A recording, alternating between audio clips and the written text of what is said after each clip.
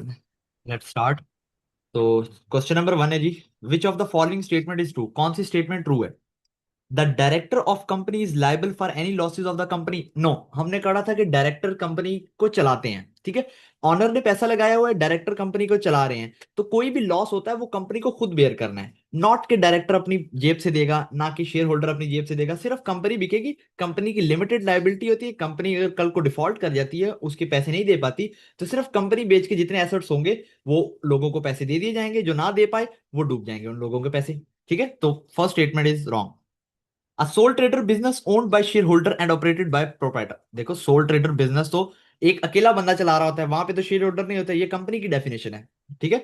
Partners are liable for losses in partnership in proportion to their profit and share profit. Partners are liable for losses in partnership in proportion to their profit share ratio. No, ये भी गलत है। क्यों गलत है? हमने पढ़ा था कि पार्टनर्स की ना अनलिमिटेड लाइबिलिटी होती है। मतलब जितना भी अगर कोई लॉस होता है, जिस तरह सोल ट्रेडर सारा का सारा लॉस खुद बेयर करने का जिम्मेदार है, इसी तरह पार्टनर्स का भी अगर लॉस होता है तो प्रॉफिट शेयरिंग के हिसाब से नहीं होगा, लॉस शेयरिंग की रेशो के हिसाब से नहीं होगा। वो कंप्लीटली लायबल है, वो 100% लायबल है। जितना भी डेट होगा वो खुद अपनी जेबों से भी पे करेंगे, ठीक है। अपनी पॉकेट से पे करने के जिम्मेदार हैं। देन ऑप्शन नंबर फोर ही ठीक होगा। Company is run by director. जी हाँ, कंपनी डायरेक्टर्स चलाते हैं on behalf of its member. Member का मतलब होता है शेयर होल्डर्स, ठीक है। शेयर होल्डर्स के बिहाफ पर डायरेक्टर्स कंपनी को रन करते हैं। जी हाँ, ऐसा ही होता है। शेयर होल्डर कंपनी में पैसा लगाता है और डायरेक्टर्स उस कंपनी को चलाते हैं, ठीक है। देन जी। Question question number two, which of the following best describe management accountant accounts? Which of the following best describe management accounts?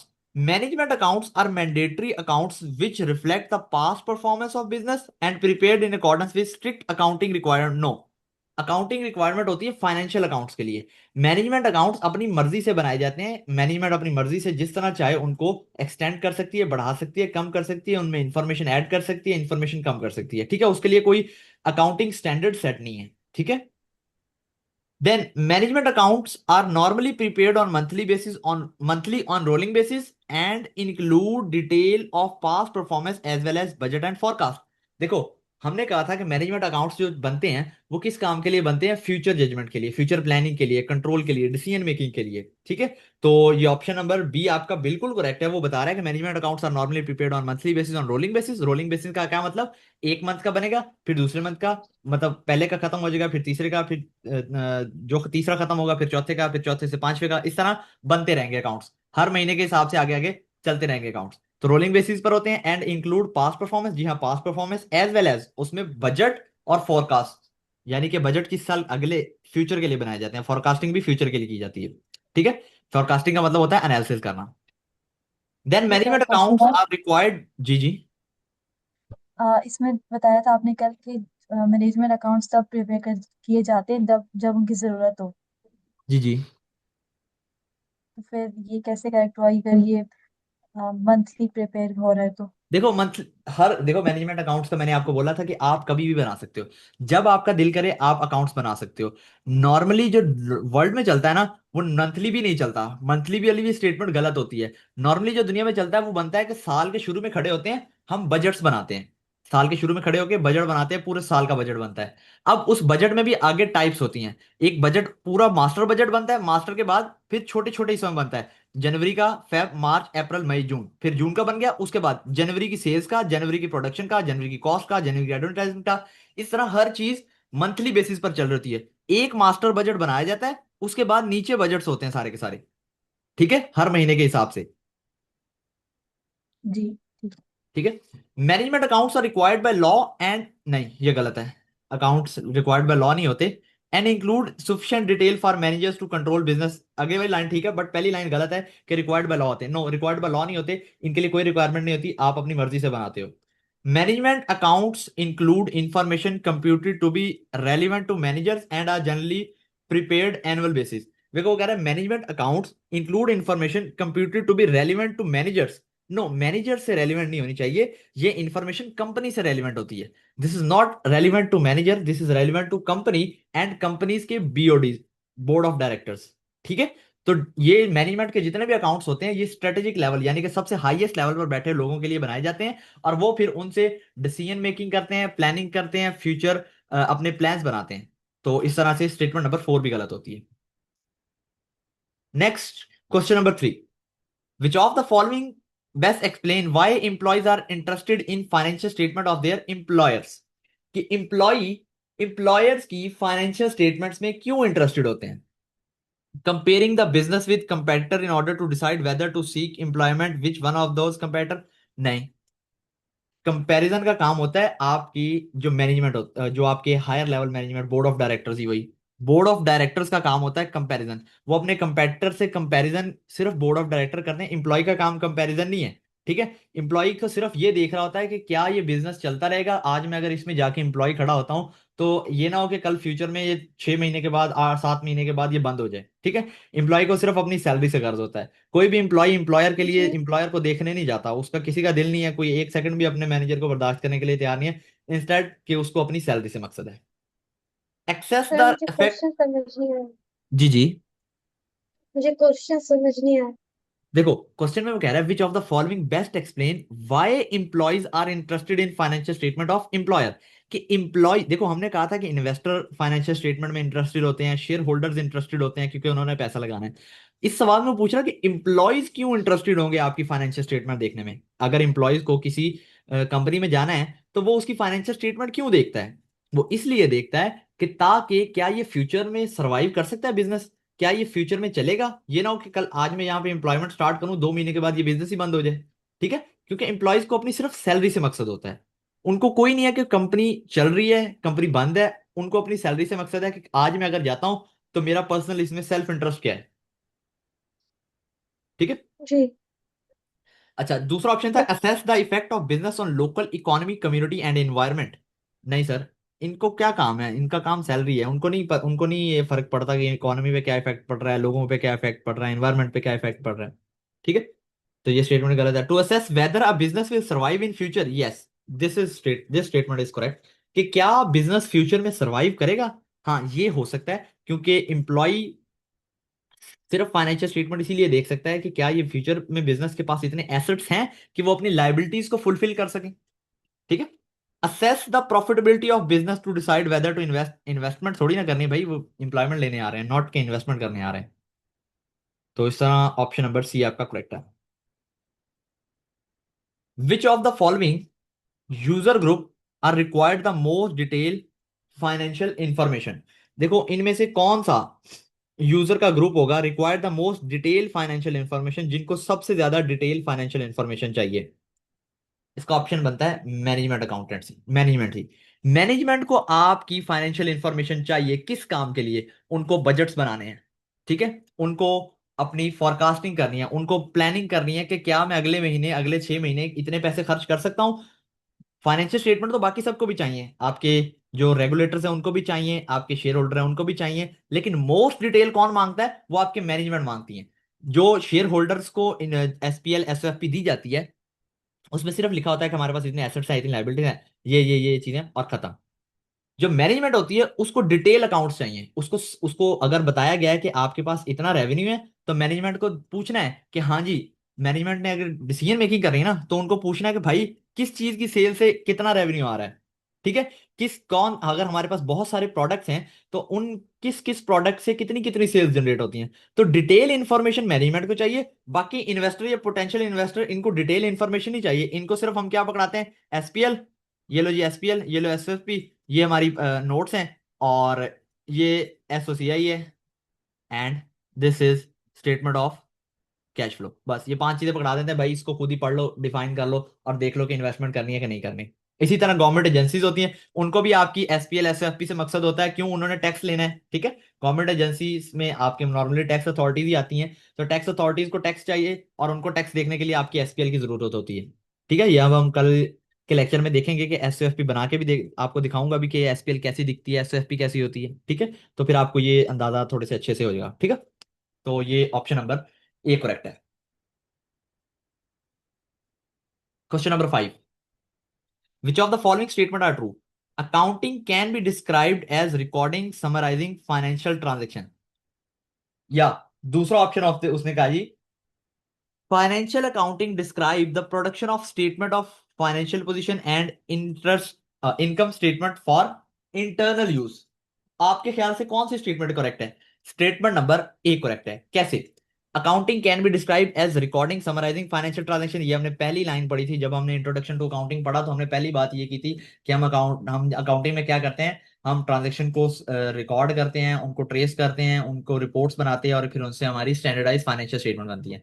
Option number two क्यों क्यों गलत है? Financial accounting describe the production of financial position या income statement for internal use. No, यहां तक ठीक थी, statement तक ठीक थी, या फॉर इंटरनल यूज नहीं होता। हमने कल भी फाइनेंशियल अकाउंटिंग का मकसद पढ़ा था कि फाइनेंशियल अकाउंटिंग किस काम के लिए यूज होता है, पर प्राइमरी पर्पस क्या होता है? एक्सटर्नल यूजर्स को देना, नॉट के internal use. External users, share holders, investors. ठीक है, ये हमने कल ही पढ़ी थी लास्ट पे, जब क्लास खत्म होने लगी तो वहां पे एक पॉइंट था। Then question number 6, what is the main aim of financial accounting? Main मकसद क्या है फाइनेंशियल अकाउंटिंग का? मकसद क्या है? Record all transaction in books of accounts? नहीं, सिर्फ रिकॉर्ड करना मकसद नहीं है हमारी। पहले रिकॉर्डिंग, पहले ट्रांजेक्शन होती है, फिर ट्रेस होती है, फिर रिकॉर्ड होती है, देन फिर ट्रायल बनते हैं फाइनेंशियल स्टेटमेंट। तो सिर्फ रिकॉर्डिंग मकसद नहीं हो सकता। Provide management with detail analysis of cost? No, ये मैनेजमेंट अकाउंटिंग करती है। ठीक है, this is not work of financial accounting. Financial accounting में सिर्फ पैसा होता है। मैनेजमेंट अकाउंटिंग को ही आपके जो MA1 MA2 FMA के सब्जेक्ट हैं, इनको सब्जेक्ट ही कहा जाता है, कॉस्ट के सब्जेक्ट हैं। ठीक है, तो cost accounting, management accounting same ही है। Present the financial result of organisation by mean of organised statement? जी हाँ, ये स्टेटमेंट ठीक है। फाइनेंशियल अकाउंटिंग में एक ऑर्गेनाइज स्टेटमेंट यानी कि SPL, SOFP, ठीक है, इन सब के जरिए आपको एक फाइनेंशियल रिजल्ट बना के दिया जाता है। फाइनेंशियल अकाउंटिंग का मकसद ही ये होता है। ला एम क्या है फाइनेंशियल अकाउंटिंग का? Record, transaction, trial and then फिर उससे एक फाइनेंशियल स्टेटमेंट बनाना जो कि आपके यूजर्स को दी जा सके। Calculating profit, not single calculating profit. Calculating profit नहीं हो सकता, बहुत सारे मकसद होते हैं। विच of the following best describe asset? Asset क्या होता है? मैंने आपको कल भी बताया था, आपका MCQ आ सकता है कि क्या ये ओन्ड बाय एंटिटी होता है, ये कंट्रोल्ड बाय एंटिटी होता है?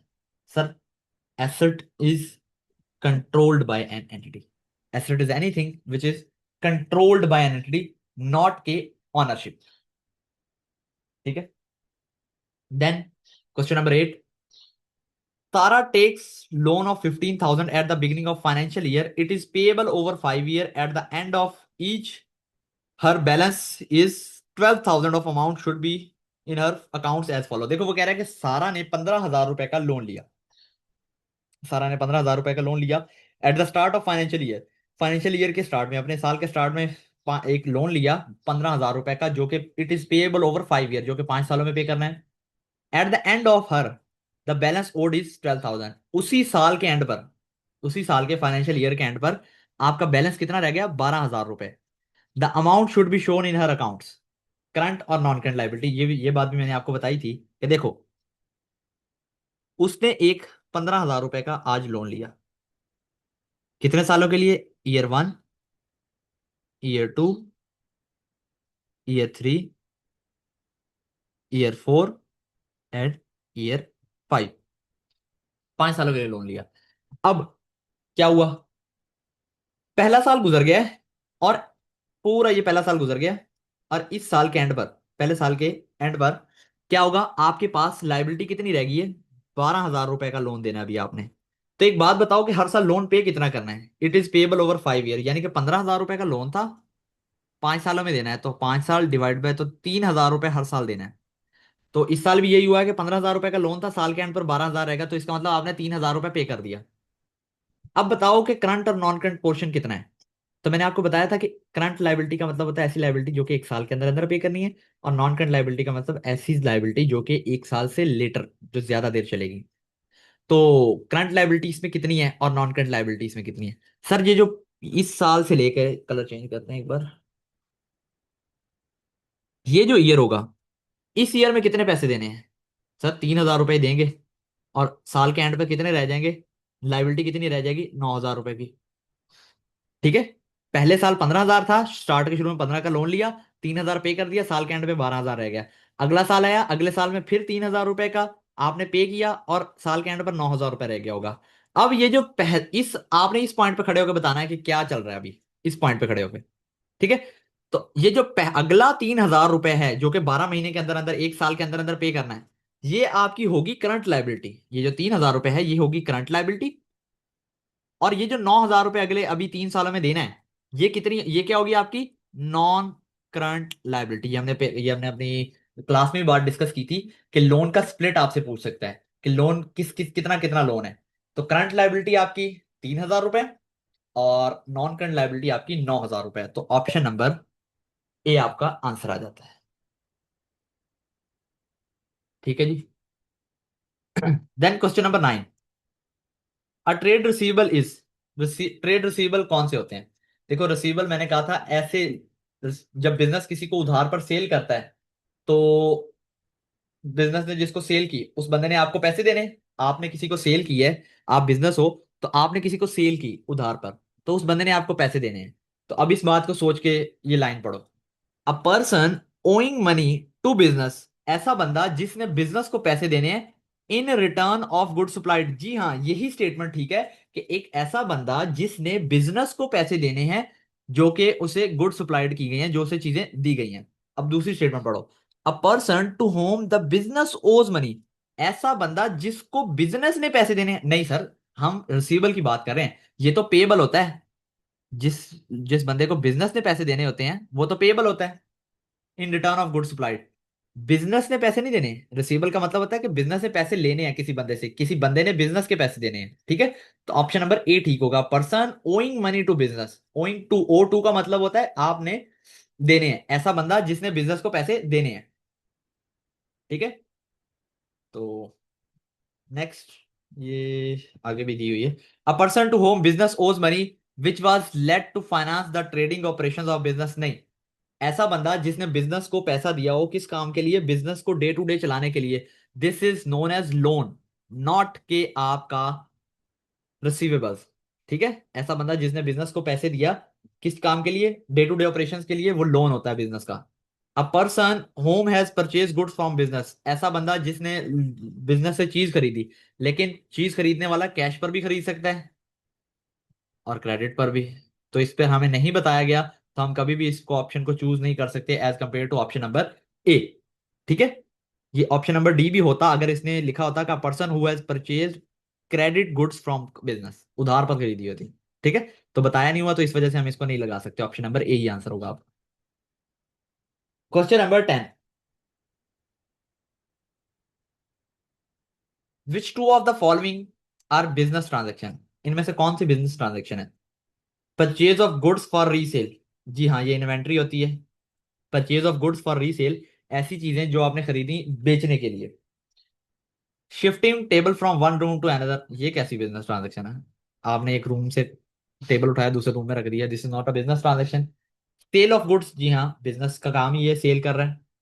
Confirming bank balance through online banking, this is not a business transaction, सिर्फ आप बैलेंस कंफर्म कर रहे हो, आपने स्टेटमेंट अपनी डाउनलोड बैंक से अपनी बैंक स्टेटमेंट डाउनलोड कर ली, तो इसका मतलब ये तो नहीं आपके को बिजनेस ट्रांजेक्शन की है। ठीक है, तो ऑप्शन नंबर ए एंड सी आपका करेक्ट आंसर है। तो ये आपके कंप्लीट होते हैं क्वेश्चंस जितने भी हैं आपके। ठीक है जी।